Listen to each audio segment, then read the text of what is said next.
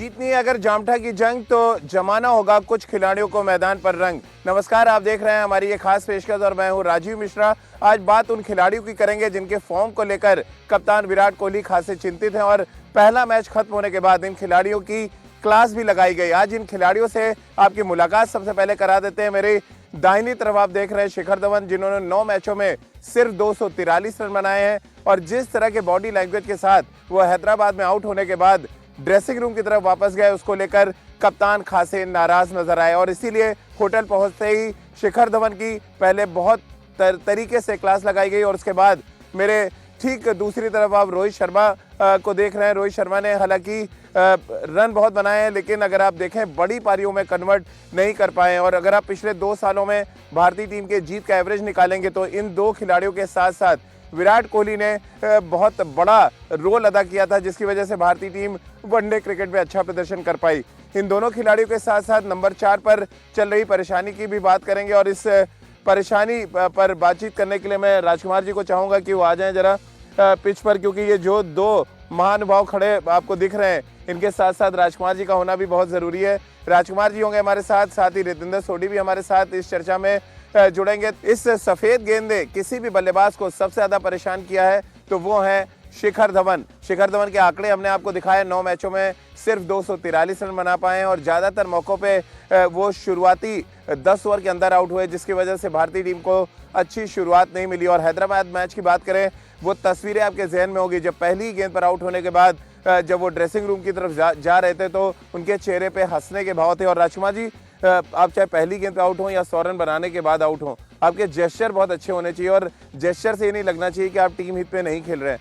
ये इस जेस्चर के बाद विराट कोहली बहुत गुस्से में भी थे, ये सूत्रों से खबर मिली। किस तरह से आप देखते हैं शिखर धवन जिस तरह से आउट हो रहे हैं और उसके बाद हैदराबाद में जो बॉडी लैंग्वेज था?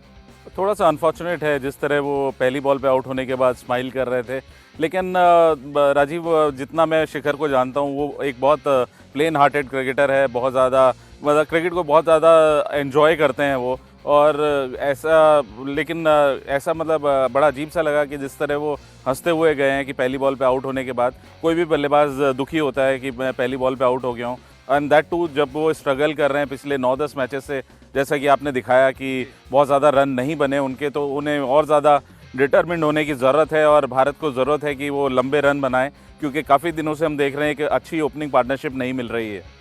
जी राजकुमार जी, चलिए रितेंद्र भी हमारे साथ जुड़ रहे हैं, रितेंद्र को भी चर्चा में शामिल करते हैं।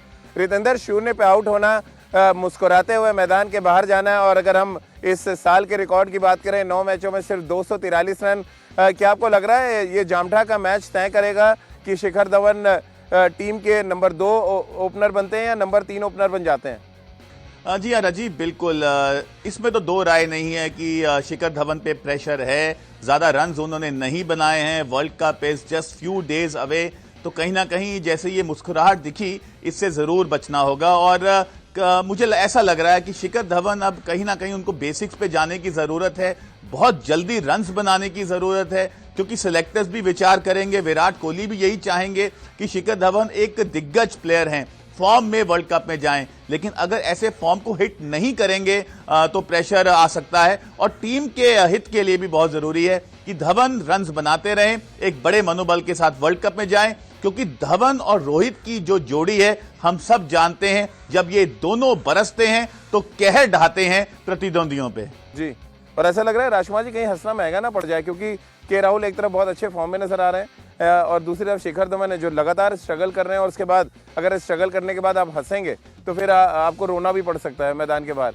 क्या ऐसी परिस्थिति आपको लग रही है कि वो 3rd ओपनर भी बन सकते हैं? देखिए राजीव, अभी तो नहीं, पास्ट रिकॉर्ड काफ़ी अच्छा है, बेहतरीन प्रदर्शन रहा है, लेकिन वहाँ कुछ समय से वो वाकई में स्ट्रगल कर रहे हैं। आप देखें कि स्टार्ट मिलता है लेकिन उसके बाद भी वो आउट हो रहे हैं, कुछ बड़े स्ट्रोक्स बहुत जल्दी मारने जा रहे हैं जो कि उनका गेम नहीं है, क्योंकि अक्सर देखा गया है कि रोहित इनिशिएट करते हैं और वो साथ में सपोर्टिंग रोल प्ले करते हैं, लेकिन यहाँ पे अभी देखा गया है कि वो ज़्यादा डोमिनेट करने की कोशिश कर रहे हैं और असफल भी हुए हैं। और उसके बावजूद ऐसा बिहेवियर तो थोड़ा सा सबको आश्चर्यचकित करेगा कि जिस तरह आपने अभी दिखाया कि वो हंसते हुए वहाँ से गए पहली बॉल के आउट होने के बाद, तो किसी भी खिलाड़ी के लिए या टीम मैनेजमेंट के लिए या कप्तान के लिए ये शोभा नहीं देता और वो शायद एक्सेप्टेबल भी नहीं होता। जी रितेंद्र, आप राजकुमार जी की बात से सहमत हैं कि बिल्कुल शोभा नहीं देता कि जिस अंदाज में वो मैदान से बाहर गए। और अब इस जामठा मैच की बात करें जो इस सीरीज का दूसरा वनडे मैच है, शिखर धवन के लिए कितना इंपॉर्टेंट मांग रहे हैं आप? क्योंकि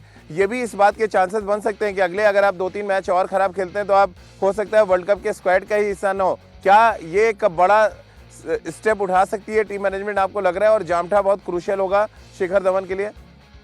जी हाँ राजीव, हमने जब पिछले मैच से पहले शो किया था तो मैंने ये 5 उंगलियां आपको दिखाई थी, मतलब 5 मैच बाकी हैं वर्ल्ड कप से पहले, लेकिन अब ये 4 मैच रह गए हैं और 4 मैच बहुत जरूरी हैं अगर हम परफॉर्मेंस की बात करते हैं, फॉर्म की बात करते हैं सभी प्लेयर्स के लिए। तो शिखर धवन एक ऐसे अहम कड़ी हैं, हम सब जानते हैं, इनको तो रन्स बनाने होंगे। और आपने बात की केएल राहुल की, वो फॉर्म में दिखे हैं, तो धवन हरगिज ये नहीं चाहेंगे कि उनकी प्लेस पे प्रेशर आए, क्योंकि धवन एक अपनी जगह को सीमेंट कर चुके हैं, मैच विनर हैं। लेकिन फॉर्म सबके लिए जरूरी है और सिलेक्टर्स भी परफॉर्म और पेरिस थ्योरी में बिलीव कर रहे हैं। तो इसको ध्यान रखते हुए धवन पूरी कोशिश करेंगे कि एक लंबा शतक जड़ें।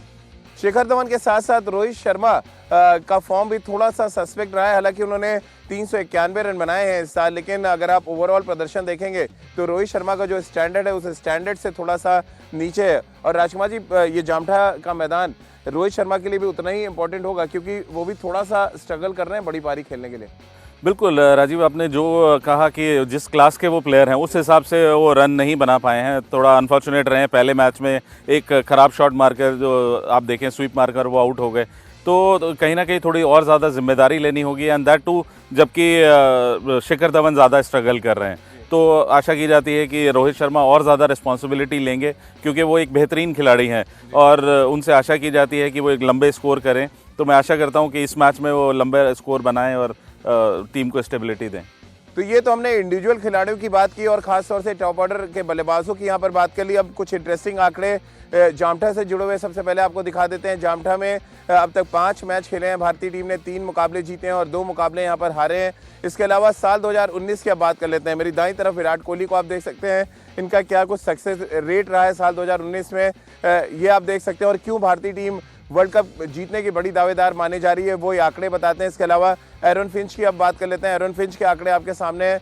एरन फिंच ऑस्ट्रेलियाई टीम की कप्तानी कर रहे हैं, लेकिन जब वर्ल्ड कप नज़दीक आएगा तो हो सकता है स्टीव स्मिथ और डेविड वार्नर टीम के साथ जुड़ें और ऐसे में ये आंकड़े बदल भी सकते हैं। हालांकि ऑस्ट्रेलिया के लिए साल 2018 बेहद खराब रहा था, लेकिन साल 2019 अभी तक उनके लिए औसत प्रदर्शन हम इसको कह सकते हैं। तो आंकड़े आपने देखे और ऐसे में रितेंद्र, आपके ज़हन में क्या आता है, ये सीरीज़ क्या मायने रखती है? पहले मैच में जो भारतीय टीम ने बहुत रोमांचक जीत हासिल की उससे कितना मोमेंटम मिला होगा? और जामठा के मैदान के आंकड़ों की अगर हम बात करें तो बहुत ज़्यादा सफलता भारतीय टीम के लिए यहाँ पर नहीं है, हालांकि स्पिनर्स को बहुत मदद मिलती है। किस तरह से आप देखते हैं जामठा के रिकॉर्ड की बात करें और साल 2019 में जो भारतीय टीम का प्रदर्शन रहा है अब तक, उसको देखते हुए सीरीज़ में 2-0 की बढ़त कितना मुमकिन लग रहा है आपको?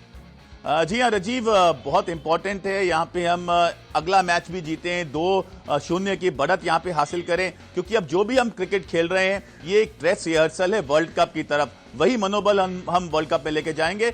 और जिस तरह भारतीय टीम खेली है पिछले मैच में, Kedar Jadhav and Mahendra Singh Dhoni have shown their mettle. अगर भारतीय टीम प्रेशर में आएगी तो हमारे पास मिडल ऑर्डर है, मुकम्मल मिडल ऑर्डर है जो मैच को निकाल सकता है। लेकिन विराट कोहली की यही कोशिश होगी कि अगले मैच में जो टॉप हैवी है शिखर धवन, रोहित शर्मा और खुद विराट कोहली अपना कहर ढहाएं और जिस तरह हमेशा से मैच जिताते आए हैं वैसे ही भारतीय टीम को जिताएं और मिडल ऑर्डर की ज्यादा जरूरत ना पड़े।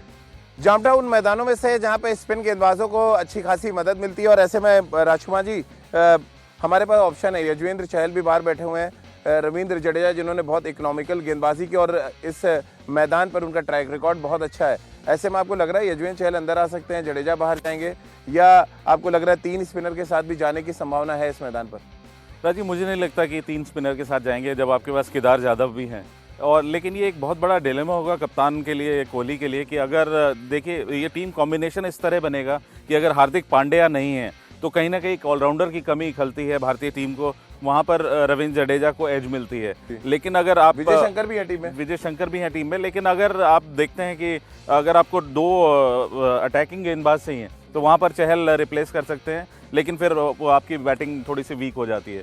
तो कहीं ना कहीं बैलेंस बनाने के लिए काफ़ी कुछ हार्दिक पांड्या के ऊपर डिपेंड करेगा कि अगर वो टीम में होते हैं तो शायद चहल खेलेंगे, और अगर वो नहीं होते तो रविंद्र जडेजा खेलेंगे। राजकुमार जी, एक सवाल जो जहन में आता है वो ऑस्ट्रेलियाई टीम को लेकर है कि बहुत डायलेमा है उनके पास, जो रिस्ट स्पिनर्स को वो नहीं पिक कर पा रहे। कुलदीप यादव के खिलाफ उस्मान ख्वाजा जो सेट होकर खेल रहे थे वो स्ट्रगल कर रहे थे, और जो नए बैट्समैन हैं उनके लिए तो परेशानी लाजमी सी बात है बहुत बढ़ जाती है। वो चाहे टर्नर की हम बात करें, पीटर हैंड्सकॉम्ब की बात करें जो आधी पिच पे जाके स्टंप आउट हुए, किस तरह से आप देखते हैं ये जो पहली है रिस्ट स्पिनर्स की, ये टेम्प्ट कर सकती है विराट को कि आप रविंद्र जडेजा जिन्होंने बहुत इकोनॉमिकल गेंदबाजी की है, 40 से कम रन दिए, उनको आप ड्रॉप करें और चहल को ले आएँ?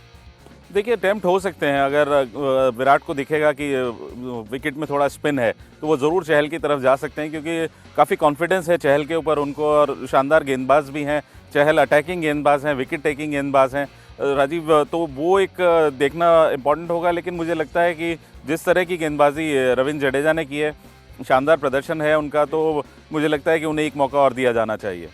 चलिए, बहुत बहुत शुक्रिया राजकुमार जी आपका हमारे साथ जुड़ने के लिए, और रितेंद्र आपका भी बहुत बहुत शुक्रिया हमारे साथ जुड़ने के लिए। तो हम ये उम्मीद करेंगे कि हैदराबाद में जो गलतियां भारतीय टीम ने की, उन गलतियों को सुधारते हुए टॉप ऑर्डर के बल्लेबाज जिम्मेदारी के साथ बल्लेबाजी करेंगे, और ऑस्ट्रेलिया के खिलाफ जो मैच फंसता हुआ नजर आया था हैदराबाद में, वो उसका उल्टा नजर आएगा जामठा के मैदान पर, जहां पर भारतीय टीम रंग जमाती नजर आएगी और सीरीज में 2-0 की बढ़त हासिल करने में कामयाब रहेगी। हमारी इस खास पेशकश में फिलहाल इतना ही।